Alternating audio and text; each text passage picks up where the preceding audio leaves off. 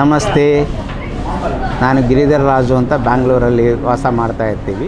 ಬ್ಯಾಂಗ್ಳೂರಲ್ಲಿದ್ರೂ ಸಹಿತ ತಿರುಪತಿ, ವಿಜಯವಾಡ, ಚೆನ್ನೈ, ಕೊಯಂಬತ್ತೂರು ಹೋಗುವಾಗ ಬರುವಾಗ ಆನ್ ದಿ ವೇ ಪ್ರಯಾಣ ಮಾಡ್ತವಂಥ ಸಂದರ್ಭದಲ್ಲಿ ಶ್ರೀ ಬಾಲಾಜಿ ಭವನನ್ನು ಟಿಫನ್ನು ಅಥವಾ ಊಟನೋ ಮಾಡಿಕೊಂಡು ಆಮೇಲೆ ಮುಂದಿನ ಪ್ರಯಾಣ ಏನಿದೆಯಲ್ಲ ಮುಂದುವರಿಸ್ತಾ ಇರ್ತೀವಿ. ಬಾಲಾಜಿ ಭವನ್ ಹೋಟ್ಲಲ್ಲಿ ಏನಿದೆಯಲ್ಲ, ಟಿಫನ್ ಆಗಲಿ ಊಟದ್ದಾಗಲಿ ವ್ಯವಸ್ಥೆ ಏನಿದೆಯಲ್ಲ ತುಂಬ ಚೆನ್ನಾಗಿರುತ್ತೆ. ಸರ್ವೀಸೂ ಚೆನ್ನಾಗಿದೆ.